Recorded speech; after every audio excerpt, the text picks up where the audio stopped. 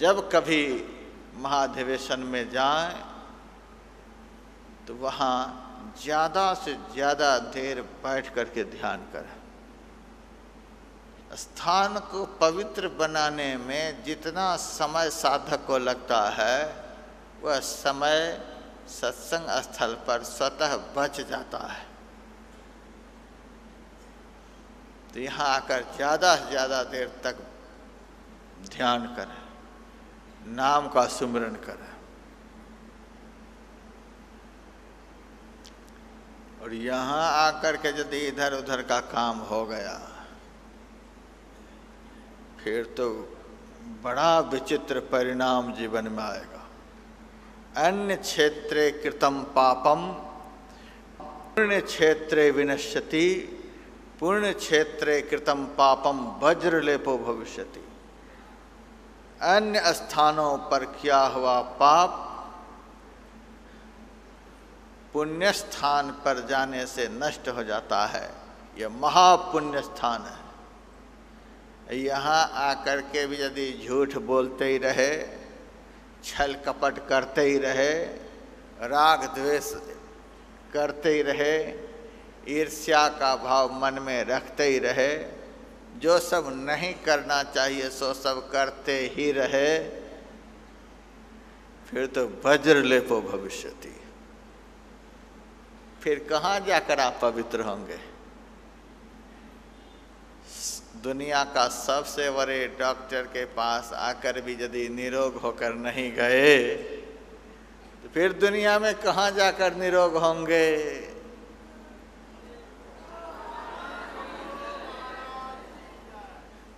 संत की शरण में जाकर भी यदि पापों से मुक्त नहीं हो सके तो कहाँ जाकर के पाप से मुक्त होंगे? दुनिया में कोई ऐसी जगह नहीं।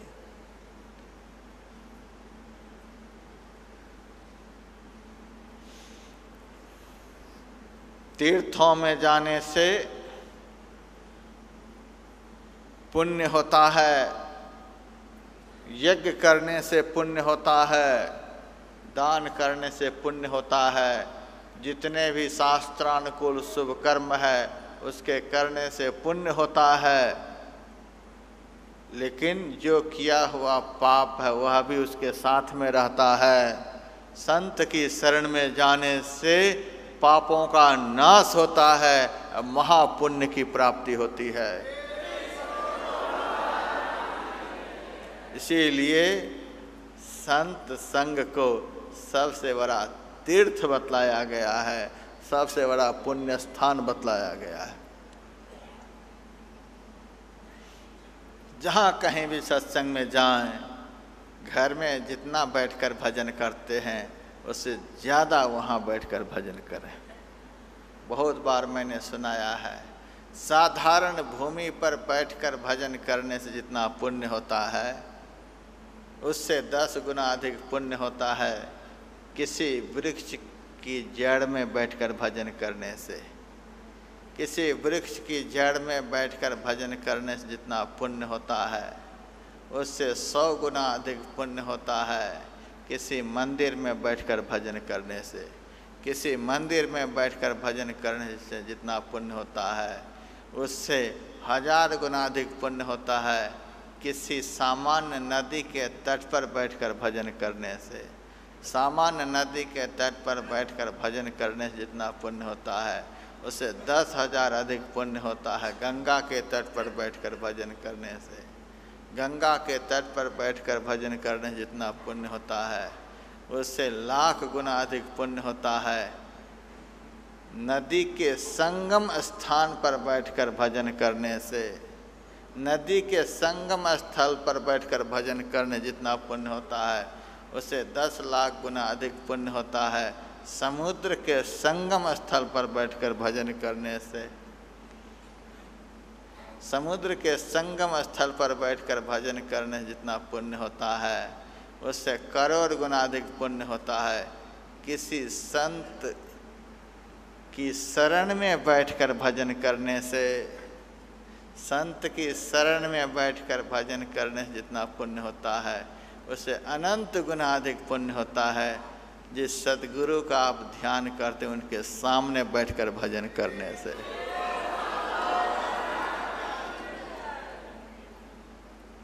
स्थान की पवित्रता की शास्त्रों में बड़ी चर्चा है। शुचो देशे प्रतिष्ठाप्य, पवित्र स्थान पर बैठ कर के ध्यान करना चाहिए। आप घर में ही बैठते हैं कोई बात नहीं, एक ही स्थान पर नित्य नियम से भजन करने का अभ्यास करें, वही स्थान आपके लिए तीर्थ बन जाएगा।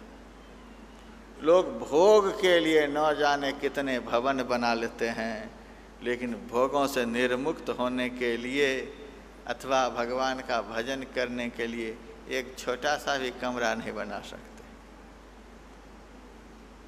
एक छोटी सी जगह केवल भजन करने के लिए हो। जिस स्थान पर बैठ कर के आप भजन करें, वहाँ पर जिस स्वरूप का ध्यान करने के लिए सद्गुरु ने आपको बतलाया है, केवल वही स्वरूप रहे। एक आदमी के हस्ताक्षर पर जब भरोसा नहीं रहता है तभी आदमी ज्वाइंट अकाउंट खोलता है। एक पर भरोसा नहीं है, दो का नाम दे दो, एक यदि इधर उधर भी करे तो दूसरा का तो हस्ताक्षर जरूर चाहिए। ऐसा नहीं होना चाहिए। एक निष्ठ आराधना हो, एक निष्ठ होकर के भजन करें। उस स्थान पर एक ही चित्र होना चाहिए। बाकी आप सारी दुनिया का चित्र इधर उधर लगा सकते हैं, लेकिन ध्यान स्थली पर एक ही चित्र होना चाहिए। आँख खुले तो वही दिखे, आँख बंद हो तो वही दिखे। आँख बंद करने पर वही रूप का चिंतन, वह रूप कभी मन की चंचलता के कारण ओझल हो जाए, आँख खोल कर देखें तो वही रूप, अंदर में भी वही रूप, बाहर में भी वही रूप।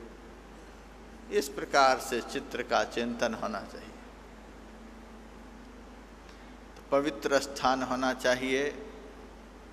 एक ही स्थान पर नित्य निरंतर अभ्यास करते रहने से स्थान पवित्र हो जाता है। फिर उस पवित्र स्थान पर भगवान श्री कृष्ण का आदेश है, चैलाजिन कुशोत्तरम, आसन भी बिछाना चाहिए। कंबल की आसनी बिछाएं। भेड़ के बाल का जो कंबल होता है वह बहुत बढ़िया होता है। थोड़ा सा जंघा में चुभना भी चाहिए, आलस्य कम आएगा। आदमी इतना मोटा मोटा गद्दा लेकर के भजन पर बैठ जाता है, 5 मिनट बैठता नहीं कि तुरंत नींद आ जाती है। थोड़ा सा चुभना चाहिए। भेड़ के बाल का आसन हो, सफ़ेद आसन हो तो सबसे बढ़िया, नहीं तो कोई भी आसन हो। यह व्यवस्था नहीं है तो कुशासन पर बैठें। भरत जी तो कुश की जड़ को जमा करके उसके ऊपर बैठते थे। इसी पापी के कारण राम वन में गए। यह बात चुभती रहे हर समय। उस चुभन को बर्दाश्त करें, आलस्य कम आएगा। कुशासन पर बैठें। कुछ नहीं हो तो जो व्यवस्था हो उसी व्यवस्था से बैठें। धरती में गर्मी को खींच लेने का गुण है।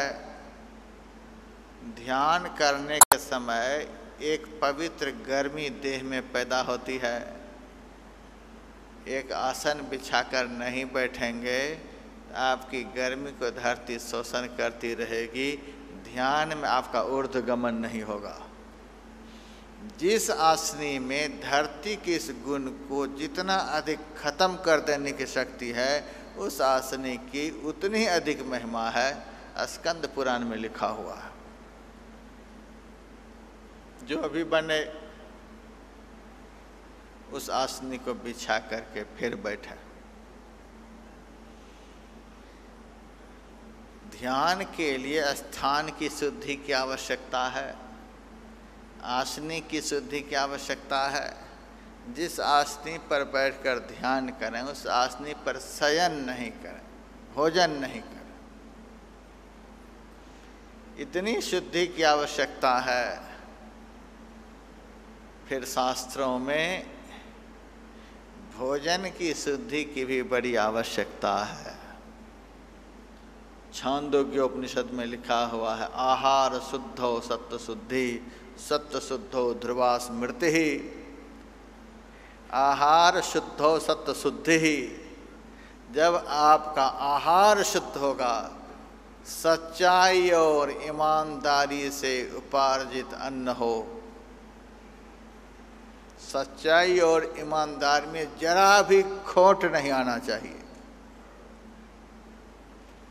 बढ़िया लोग तो मेरा प्रवचन सुन करके टिमटिमा जाते हैं। उनको तो मैंने सुना कि प्लास्टिक का बंद गोभी आने लग गई। भारत में प्लास्टिक की बंद गोभी, बेंगलोर में मैंने ऐसा सुना। और उसी तरह से लोग कुतर लेते हैं, पका लेते हैं, वही खुशबू वही रंग सब कुछ पेट में जा कर के वह गोभी क्या करती होगी, प्लास्टिक की बंद गोभी। कब के परवल की सब्जी को हरे रंग में डुबो करके बिल्कुल हरा बना देते, धोने पर पता चलता है इतना हरा रंग कहाँ से निकल रहा है। फिर यह भी मैंने सुना, प्लास्टिक के बासमती चावल कभी कभी कहा जाता है धर्म प्रधान देश। इतना पाप दुनिया में कहीं नहीं होता होगा, यह भी कह सकते हैं। मुझे एक भक्त ने हरिद्वार में कहा, महाराज हरिद्वार में इतने साधु संत महात्मा रहते हैं, फिर भी इतने पाप यहाँ होते हैं। मैंने कहा, जहाँ अधिक डॉक्टर होते हैं वहीं अधिक बीमार लोग भी पहुँचते हैं। जहाँ डॉक्टर है ही नहीं वहाँ बीमारी काहे के लिए जाएगी, वहाँ बीमार लोग काहे के लिए पहुँचेंगे। यहाँ दुनिया भर के डॉक्टर हैं, इसीलिए यहाँ इलाज के लिए दुनिया भर के लोग आते हैं। यहाँ डॉक्टर भी बहुत हैं तो बीमार भी यहाँ बहुत हैं।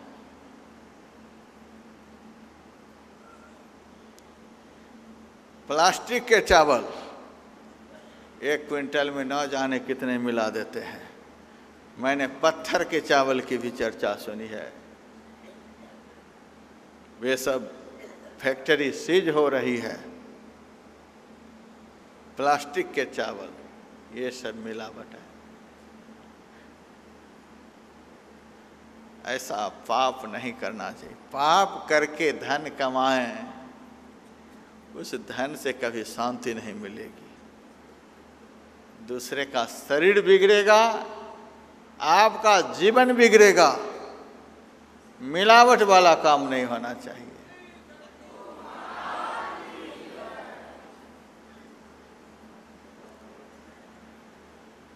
विदेश के भाई बहन यहाँ बैठे हुए हैं, कभी कभी वहाँ की चर्चा सुनाते हैं। यदि नकली चीज़ है तो नकली लिखा हुआ है उसमें, ये नकली है, इतने % इसमें नकली चीज़ मिली हुई है। इससे लोगों को पता चल जाता है कि इसमें इतने नकली पदार्थ मिला हुआ है। सोच समझ करके लो। नकली को असली का मुहर लगा करके बेचो, ये अच्छी बात नहीं। दूसरे के तन को बिगाड़ेंगे, आपका जीवन बिगड़ेगा, आपका मन बिगड़ेगा, वंश परंपरा बिगड़ेगी। उस अन्न को जो खाएंगे, जब तक खाते रहेंगे तब तक कि लोगों का मन बिगड़ता रहेगा। इसीलिए थोड़े से जीवन में सच्चाई और ईमानदारी का उपयोग करो। लिख दो इतने मुनाफा लेंगे, लेकिन किसी के शरीर को नहीं बिगाड़ो। आहार शुद्धो सत्व शुद्धि। सारे बनिए एक जैसे नहीं होते हैं। यहाँ भी बहुत बनिए बैठे हैं जिनके अथक प्रयास से इतना बड़ा मन शुद्धि का, देह शुद्धि का, आत्म शुद्धि का कार्यक्रम हो रहा है। यहाँ भी बहुत बनिए हैं, लेकिन उस बनिए की इस मंच पर से निंदा होती है जो दूसरे के तन को बिगाड़ करके अपने जीवन को बिगाड़ रहे हैं। आहार शुद्धो सत्व शुद्धि। पवित्र आहार ग्रहण करेंगे, आपकी बुद्धि पवित्र होगी। आपकी बुद्धि पवित्र होगी तो उससे क्या होगा? सत्व शुद्धो ध्रुवा स्मृति। स्मृति शक्ति आपकी चैतन्य हो जाएगी। मेरे से बहुत सारे भक्त आकर कहते, महाराज मंत्र तो जप रहे थे लेकिन भूल गए, मंत्र को भूल गए। एक सज्जन ने मेरे से कहा, महाराज उम्र बहुत हो गई है, 80 साल के हो गए, इसीलिए अब कुछ याद नहीं रहती। महाराज आपने जो मंत्र बतलाया था वह भूल गया। मंत्र भूल गए? ऐसे आदमी को तो मैं भी भूल गया। जो आदमी भगवान के नाम को भूल जाए, ऐसे आदमी की यदि कोई याद करेगा तो वह भी भगवान को भूल जाएगा। मैं भी तुमको भूल गया। महाराज ऐसा नहीं कहो, फिर से मंत्र बतला दो। मैंने कहा भूल क्यों गया? 80 साल की उम्र हो गई है, दिमाग काम नहीं करता, स्मरण शक्ति कमज़ोर हो गई है। अच्छा, कितने अक्षर का मंत्र बतलाया था? तब वो कहता, लगता है कि 2 ही अक्षर बतलाए थे, लेकिन मंत्र याद नहीं है। मैंने कहा ठीक है, 2 ही अक्षर बतलाए थे। फिर मैंने उनसे कहा, आप एक बात बताओ, आपके लड़के कितने हैं? लड़के 3 हैं। लड़कियां कितनी हैं? तो 4 हैं। 7 याद है, 2 याद नहीं है। 2 को भूल गए। फिर नाम जानते हैं लड़के का? 7 अक्षर का नाम लड़के का, सब बतला दिया।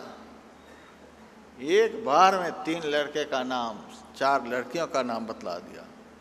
मैंने कहा जब 80 साल के हो गए हैं तो लड़के के भी तो लड़के हुए होंगे, लड़की से भी तो परंपरा बढ़ी होगी। हाँ महाराज, 7 से तो 17 हो गए। नाम बतला सकते हैं, सबका नाम बतला दिया। 17 का नाम बतला दिया, 2 अक्षर का मंत्र भूल गया। अच्छा, बेटे का मोबाइल नंबर याद है? वह भी बतला दिया। अपना मोबाइल नंबर याद है? वह भी बतला दिया। सबका मोबाइल नंबर याद है। 10-10 अक्षर के नंबर वह याद है, 2 अक्षर के वह नंबर, जो नंबर दुनिया में आने का नंबर ही ख़त्म कर देंगे, वह नंबर याद नहीं है। अच्छा चलो, एटीएम का नंबर याद है? महाराज सबके सामने कैसे बोलेंगे? आप अपने चेले सबको अलग कर दो तो आपसे बोलूँगा, कहीं निकाल ना ले। यह सब याद है। यह सब क्यों हो रहा है? बहुत सारे भक्त यहाँ नाम शब्द लिए हुए हैं। कितनी देर नाम याद रहता है? कितनी देर तक नाम का स्मरण करते हैं? सब अंतःकरण में देखिए, अधिक देर संसार की याद करते हैं कि अधिक देर नाम की याद करते हैं? सब देखिए अपने अंदर। दुनिया को दिखलाने की बात नहीं, सब अपने अंदर में देखिए कि 24 घंटे में कितनी देर हम नाम की याद करते हैं, रूप की याद करते हैं, ईश्वर की याद करते हैं, अपने सद्गुरु की याद करते हैं। 24 घंटे में कितनी देर हम यह सब याद करते हैं। सब देखिए अपनी तरफ।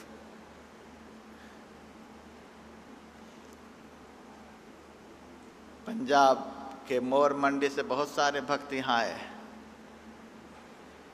मैंने वहाँ प्रवचन के क्रम में सुनाया। यहाँ प्रवचन समाप्त हो जाने पर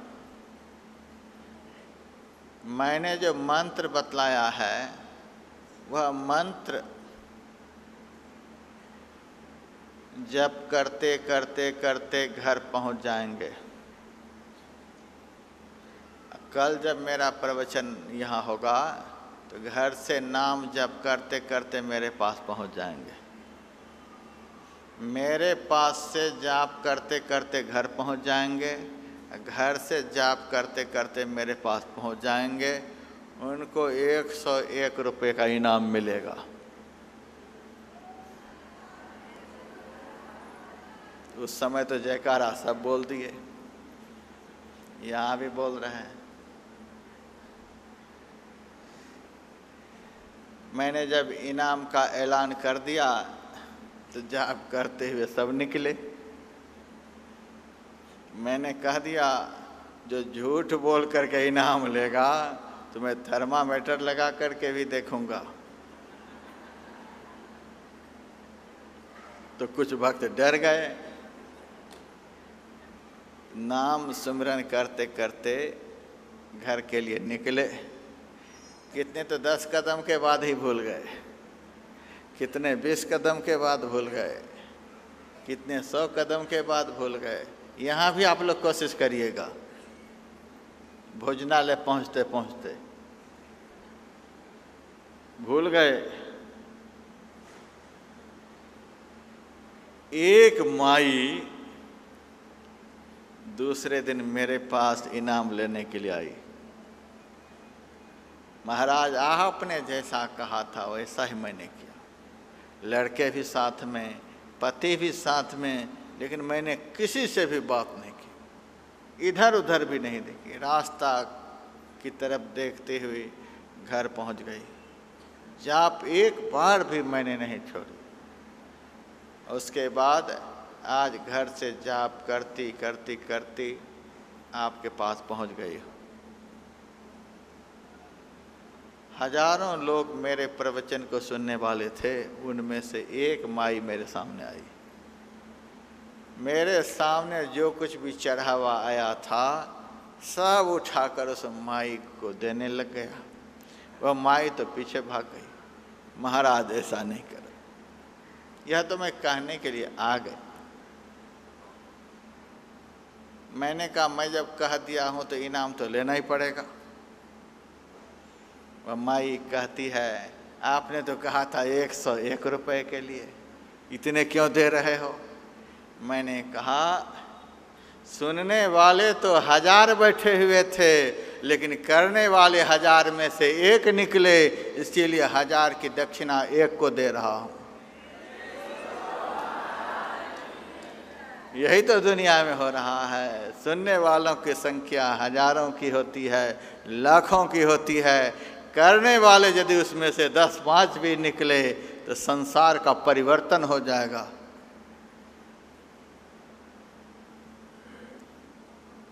बड़ा मेरा मन खुश हुआ तुमसे, ले जा सब। वो माई कहती है महाराज भगवान की कृपा से मेरे घर में कोई कमी नहीं, बस आपसे यही प्रार्थना करती हूँ। यह तो आपके कहने पर मैंने इतना मंत्र का जप किया। अब आप मेरे ऊपर ऐसी कृपा करो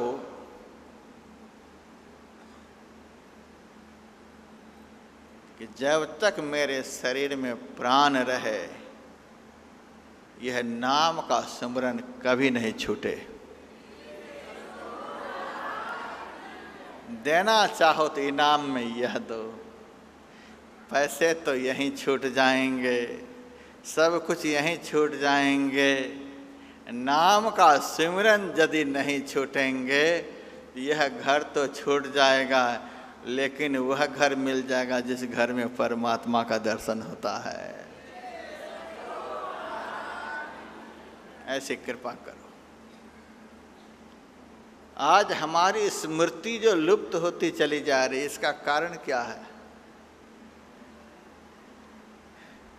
आहार हमारा शुद्ध नहीं है।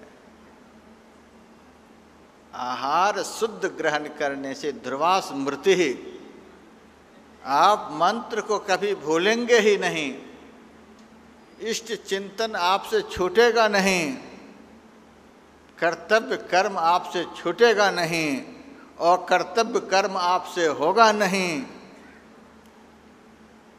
आहार शुद्धो सत्य शुद्धि, सत्य शुद्धो ध्रुवा स्मृति।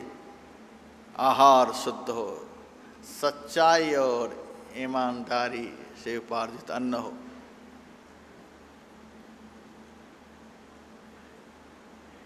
अमेरिका का आदमी, अमेरिका में जन्म लिया हुआ आदमी, इनके विषय मैंने सुना, आज तक ये आदमी कभी भी टैक्स की चोरी नहीं की। भोग की भूमि पर जन्म लेने वाले, भोगवादी समाज के बीच जीने वाले,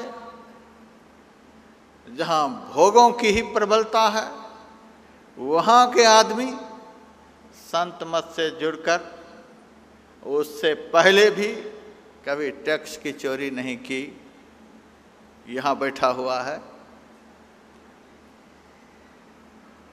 और धर्म प्रधान देश में रहने वाले, धर्म की दुहाई देने वाले,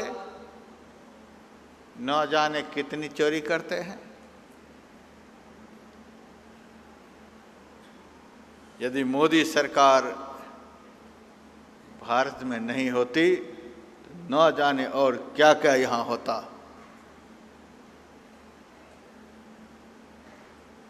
मैं कोई राजनीतिक महात्मा नहीं, फिर भी मुझे इस आदमी से बहुत प्रेम है, जिनको अपने में कोई लालच नहीं और देश को लालच से मुक्त करने का प्रयास करने में लगे हुए हैं।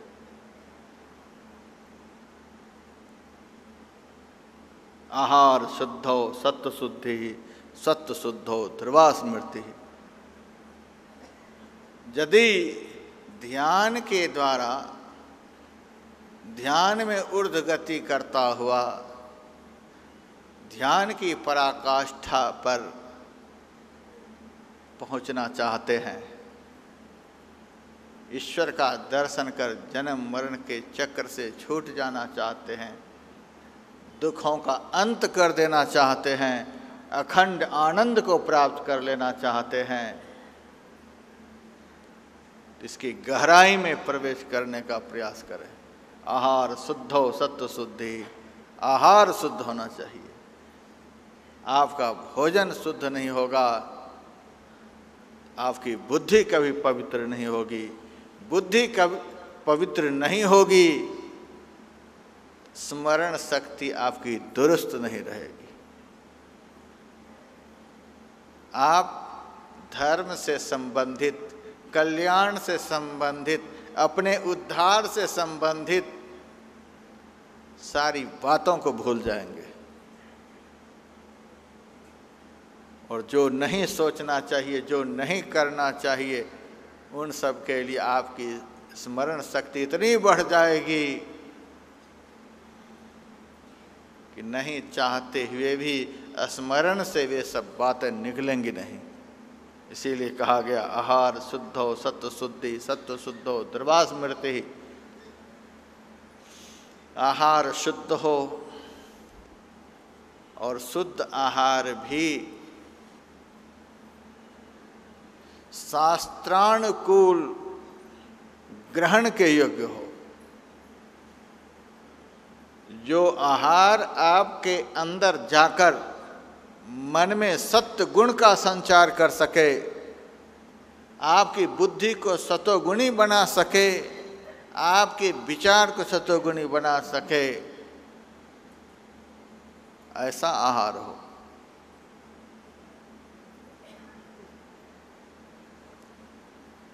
और ऐसा आहार भी इतना ही ग्रहण हो कि हम आसानी से देर तक भजन पर बैठ सकें। सच्चाई और ईमानदारी से उपार्जित आहार हो, शास्त्रानुकूल शुद्ध सात्विक ग्रहण के योग्य आहार हो, और उतना ही आहार हो, श्वास की गति तेज नहीं हो, शरीर मस्तक गर्दन को सीधा करके अधिक से अधिक देर तक भजन पर बैठ सके। जो आहार भजन को बिगाड़ ना सके वही आहार है। ऐसा आहार ग्रहण करें। अब भगवान कहते हैं भजन करने के लिए बैठ जाओ, ध्यान करने के लिए बैठ जाओ। अब बैठो ध्यान करने के लिए। आदमी कहता है ध्यान करने में मन नहीं लगता है, ध्यान करने में मन नहीं लगता है, महाराज ध्यान करते समय मन भाग जाता है। इतनी भूमिका बन जाए फिर बैठे भजन करने के लिए। कभी आप बोल नहीं सकेंगे कि ध्यान में मन नहीं लगता है। जब भी मन लगेगा तो ध्यान में ही लगेगा, और कहाँ यह मन लगेगा। ध्यान के समय पता चलता है कि मन स्थिर नहीं होता है। बाकी काम के समय इन बातों का पता नहीं चलता है, इसीलिए आदमी बोलता नहीं। दुकान पर तो बैठा हूँ मन नहीं लगता है। बाकी समय मन की चंचलता का अनुभव नहीं होता है। ध्यान के समय मन की चंचलता का अनुभव होता है। मन की चंचलता का अनुभव हो जाए यह भी क्या कम बात है। मन इतना चंचल है, यह अनुभव हो यह भी कम बात नहीं है। पहले दुश्मन के खुराफात का अच्छी तरह से पता चल जाए तभी तो दुश्मन के ऊपर हम भी आक्रमण कर सकेंगे। दुश्मन की खुराफात का, दुश्मन के षड्यंत्र का हमें कुछ भी पता नहीं चले, हम उसके ऊपर आक्रमण नहीं कर सकते। इसीलिए पहले के राजा लोग दूत भेज करके दुश्मनों के सारे कारनामों का पता लगा लेते थे।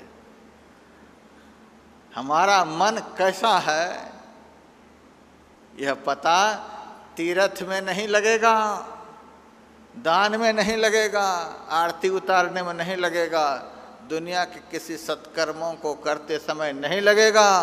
हमारा मन कैसा है, कितना चंचल है, कितना खुराफात करने वाला है, इसका पता केवल ध्यान के समय लगता है। क्योंकि ध्यान का अर्थ ही होता है मन की पूरी एकाग्रता, मन की एकाग्रता का अभ्यास, इसी को ध्यान कहते हैं। ध्येय आन, लक्ष्य को छोड़कर मन को अन्यत्र कहीं नहीं जाने देना, यही ध्यान का अर्थ होता है।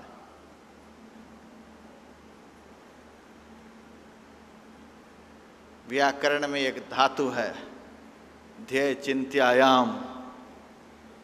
उस धातु में जब ल्युट प्रत्यय लगा दिया जाता है तब ध्यान शब्द बनता है, जिसका अर्थ होता है मन की पूरी एकाग्रता, मन को एकाग्र। हमारे आगे जो एक है बस उसी में वह लग कर रहे, इसी अभ्यास का नाम ध्यान है। एकाग्र, एक अग्र एकाग्र। हमारे सामने जो हमारे इष्ट हैं उसी में हमारा मन लग कर रहे और कहीं नहीं जाए, इसी एकाग्रता का नाम ध्यान है।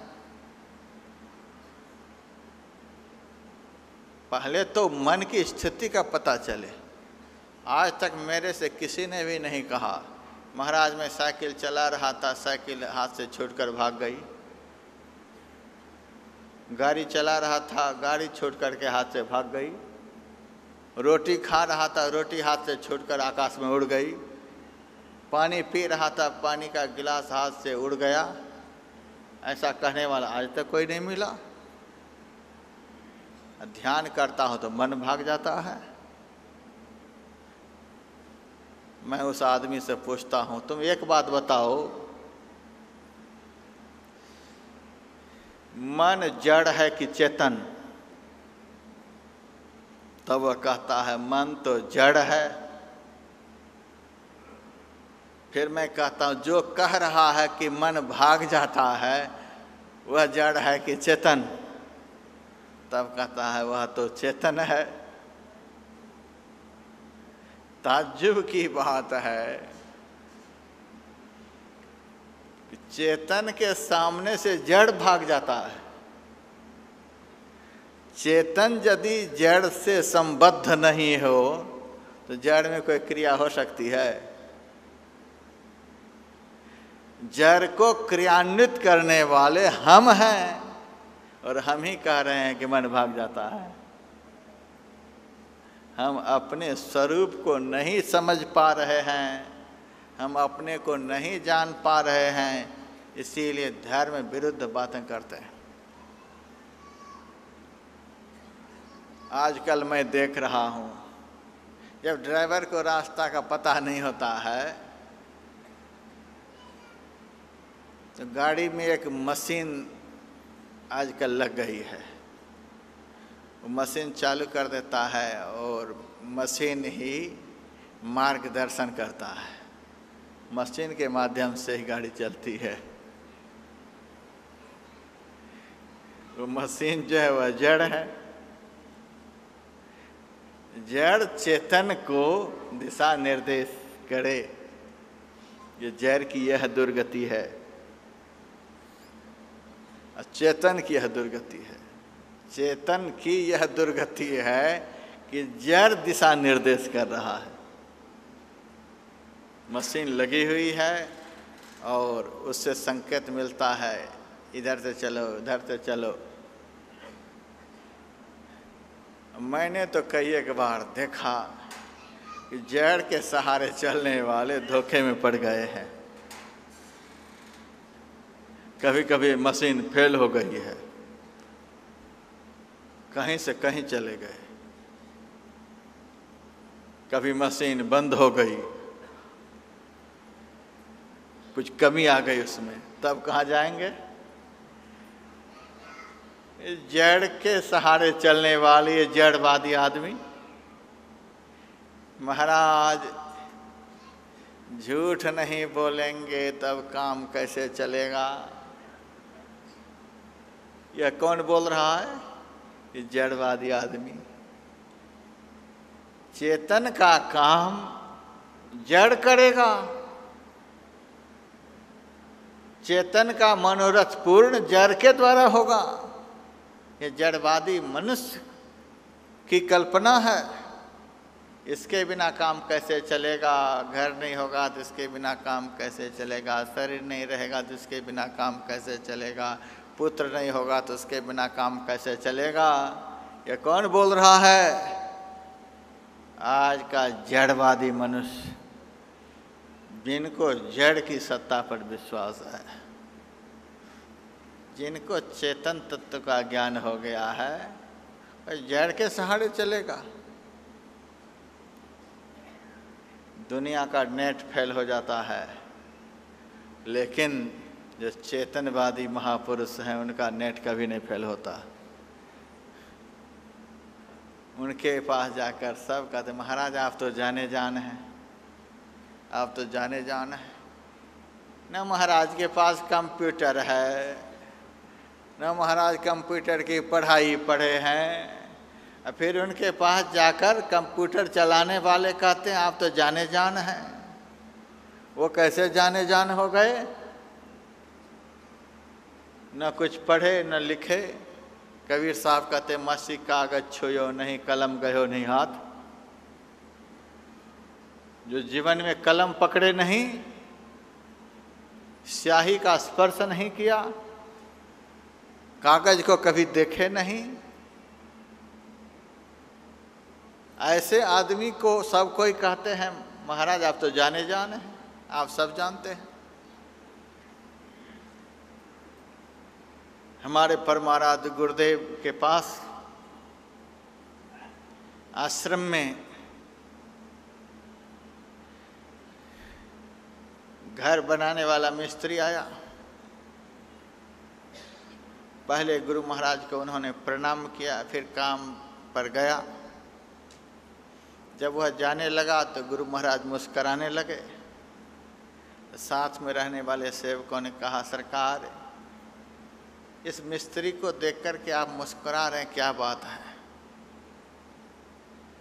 गुरुदेव ने कहा यह मिस्त्री काम करने के लिए तो आया है, लेकिन जिस औजार से ईंट सीधी की जाती है उसको साहुल बोलते हैं।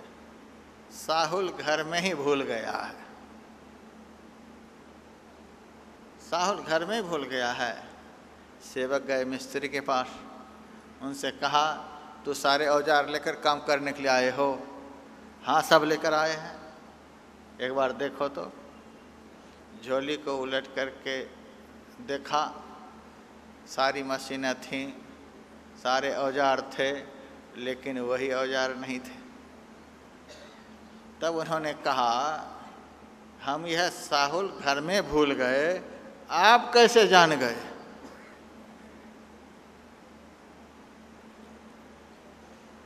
तब उन्होंने कहा मैं नहीं जान गया,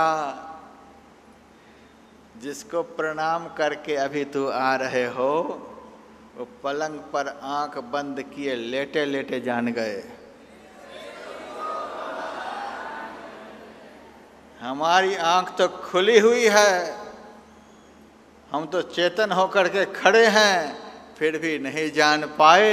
ये पलंग पर लेटे हुए हैं, आंखें बंद हैं और तुम्हारी झोली को देख रहे हैं। ये कौन सी विद्या है? ये कौन सी दृष्टि है? ये कौन सी कंप्यूटर की पढ़ाई है? बिना कुछ पढ़े ही सब जानते हैं। महाराज आप तो जाने जान हैं।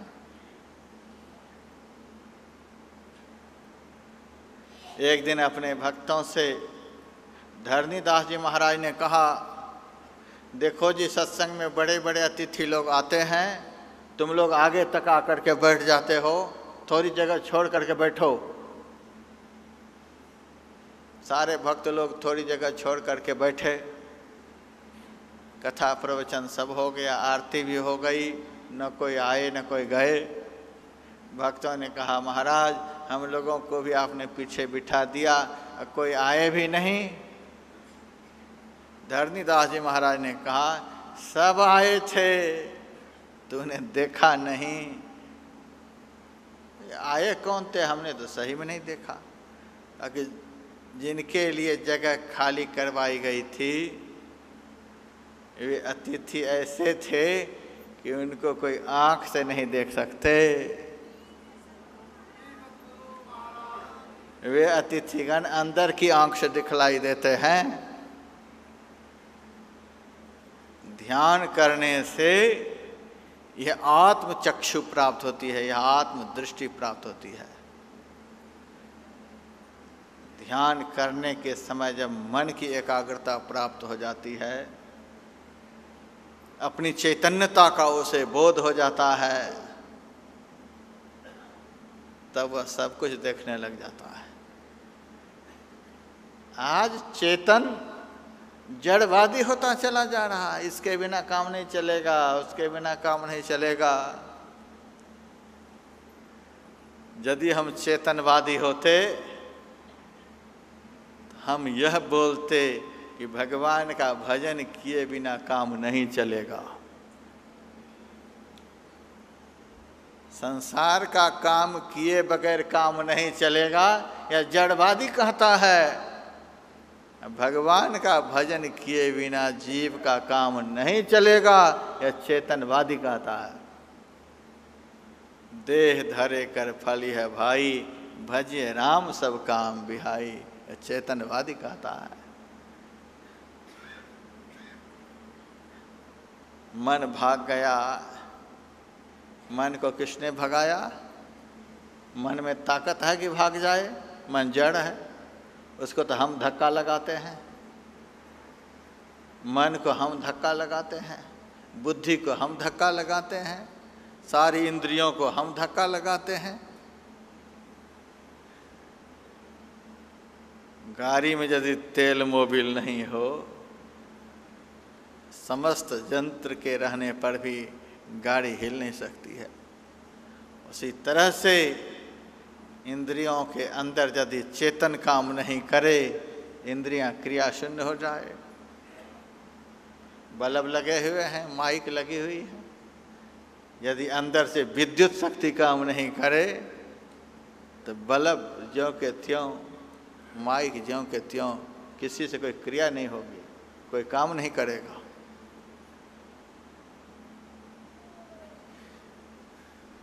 मन की चंचलता का पता ध्यान के समय चलता है।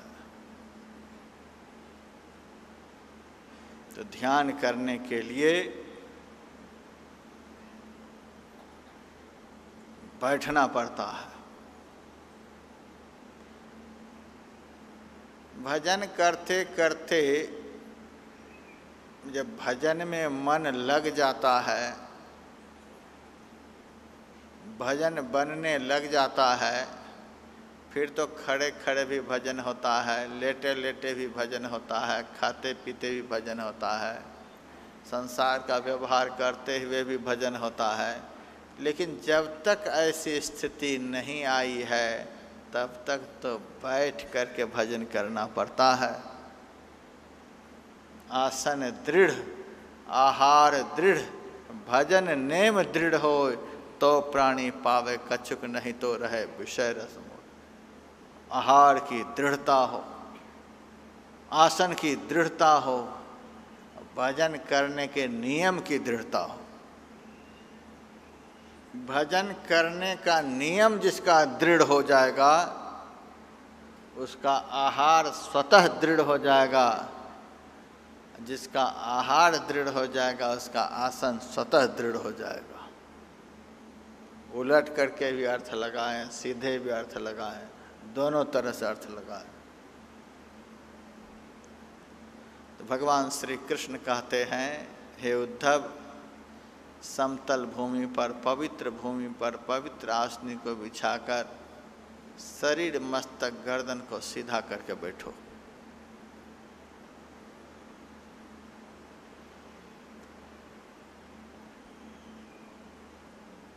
अंग प्रत्यंग को बिल्कुल स्थिर रखो। जितनी देर बैठ करके ध्यान करो, उतनी देर के लिए लोगों को पता नहीं चले कि यह आदमी है कि पत्थर है। पत्थर बन जाओ। आज दुनिया में पत्थर की पूजा होती है और आदमी कहता है, महाराज क्या कहूँ, घर में तो हमें कोई चाय नहीं पूछता है। पत्थर की पूजा हो रही है और आदमी को घर में लोग चाय नहीं पूछ रहे हैं। बात क्या है? पूजा उसकी होती है जो भजन के समय पत्थर की तरह अपने को स्थिर कर लेते हैं। तन को भी पत्थर बना लेते हैं, मन को भी पत्थर बना लेते हैं, मन को भी हिलने नहीं देते। अपनी दृष्टि को पत्थर बना लेते हैं, जिधर देखना चाहते हैं उधर ही दृष्टि देखती है, जहाँ देखना चाहते हैं वहीं दृष्टि देखती है। सूरत को पत्थर बना लेते हैं, जिधर सूरत को लगाना चाहते हैं उधर ही सूरत लगती है, वहाँ से सूरत हिलती नहीं है। जब ये सब के सब पत्थर बन जाते हैं, तब उस चेतन की पूजा होने लग जाती है, उस मनुष्य की पूजा होने लग जाती है। पत्थर की पूजा इसीलिए होती है, जहाँ बिठा दीजिए वहीं बैठ जाता है, अपने से वह हिलेगा नहीं। पत्थर अपने से नहीं हिलेगा, जब कोई हिलाएगा तभी हिलेगा। उसी तरह से हम भजन के समय सब तरह से पत्थर बन जाएं, शरीर को पत्थर बना लें। मैं नहीं कहता कि आप एक ही दिन में 3 घंटे बैठ जाएं, 5 मिनट से भजन का आरंभ करें। पहला दिन 5 मिनट पत्थर बन करके देखें, शरीर भी पत्थर हो, हमारा मन भी पत्थर हो, हमारी दृष्टि भी पत्थर हो, हमारी सूरत भी पत्थर हो, ये सब अंदर बाहर से पत्थर हो जाए। पत्थर होने का मतलब स्थिर, पूर्ण रूपेण स्थिर, जहाँ लगाएं वहीं लग जाए, वहाँ से हिले नहीं। मंत्र में लगाएं तो मंत्र में ही लगा रहे, इष्ट के रूप में लगाएं तो इष्ट के रूप में ही लग कर रहे। जहाँ अपनी दृष्टि को, मन को, सूरत को लगाना चाहें वहीं लग कर रहे, वहाँ से जरा भी हिले नहीं। इतनी स्थिरता जीवन में आ जाए, शरीर के समेत सब स्थिर हो जाए। मृतवत तिष्ठते योगी स मुक्तो नात्र संशय। इसी जन्म में मोक्ष की प्राप्ति हो जाएगी। स मुक्तो नात्र संशय, उसकी मुक्ति में कोई संशय नहीं। काष्ठवत ज्ञायते देह उन्मन्य अवस्था ध्रुव। काष्ठवत शरीर हो जाए, उन्मनी की अवस्था प्राप्त हो जाएगी, समाधि की अवस्था प्राप्त हो जाएगी।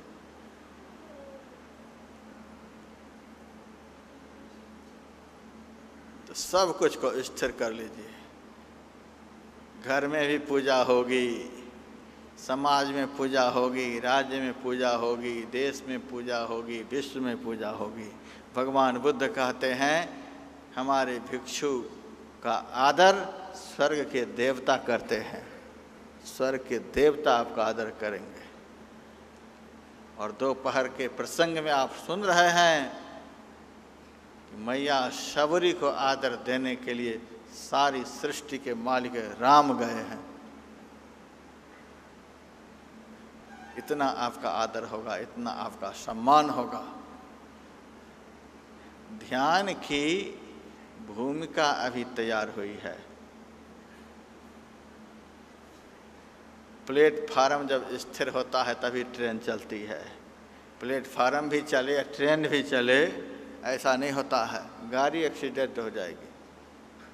शरीर, इंद्रिय, ये सब स्थिर हो जाएं, तब उस स्थिरता में भजन रूपी गाड़ी अंदर में चलती है, तब ध्यान की गाड़ी अंदर में चलती है। ध्यान करने के लिए इतनी स्थिरता चाहिए, यह बाह्य स्थिरता। इतनी बात यदि नहीं बतला दूं तो ध्यान की बात केवल सुन तो लेंगे लेकिन समझ नहीं पाएंगे। समय बज गया 10, प्रवचन होगा बस। घड़ी बैठती नहीं, हमें तो पता भी नहीं चलता, दृष्टि गई कि 10 पर सुई चली गई। कल सुबह के सत्संग में प्लेटफार्म से आगे आप लोगों को निकलना है। अभी तक तो आप प्लेटफार्म पर हैं, अभी गाड़ी खड़ी है प्लेटफार्म पर। जब आप लोग आ गए हैं प्लेटफार्म पर, ड्राइवर भी यहाँ बैठा हुआ ही है, गाड़ी भी जरूर चलेगी। गाड़ी तो चला करके प्रवचन के माध्यम से सारे स्टेशनों को पार कराते हुए अंतिम स्टेशन पर पहुंचा करके ही छोड़ूंगा।